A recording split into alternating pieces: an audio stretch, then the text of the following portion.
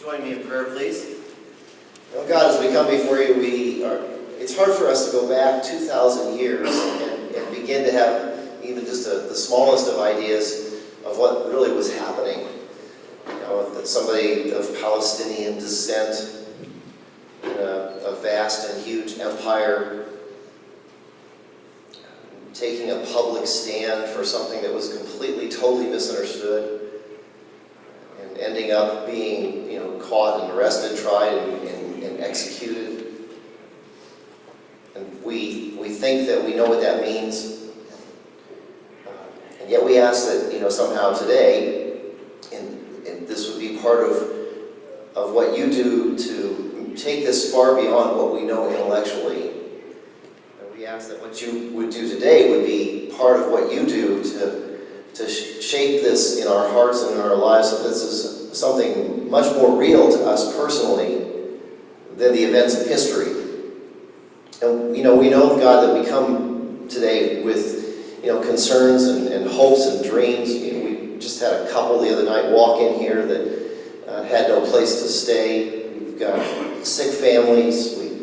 People on spring break, which for some is a cause of great joy, but which for others causes frustration with schedules.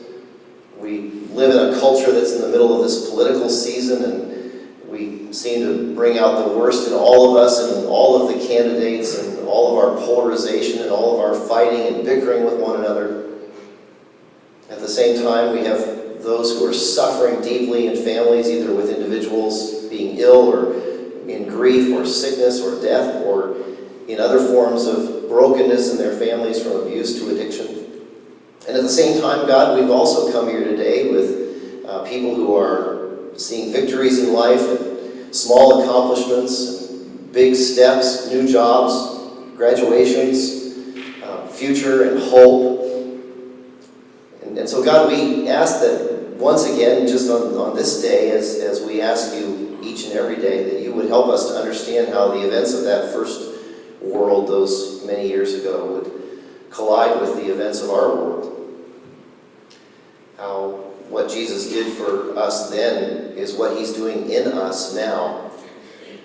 How what he did for us then is here for us now with power in our good times and in our bad times, in our weaknesses and in our strengths, in our hurts and in our hopes.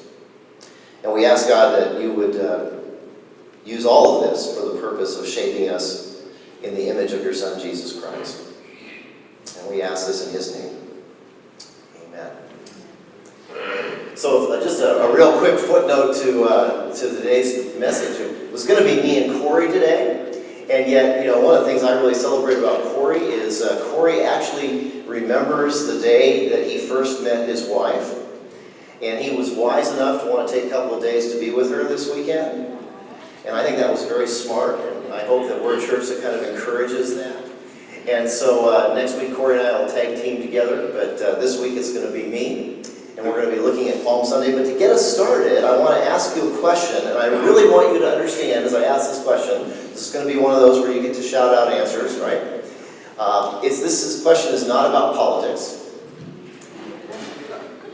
and it's not about guilt. It's really about hopes and dreams. Okay, so here's the question. I want you to have a vision ahead the next 10 to 20 years, and tell me, what kind of country would you like the United States of America to be? To remember that we were founded on God. A place that respects all kinds of people. Prayerful. Prayerful, okay.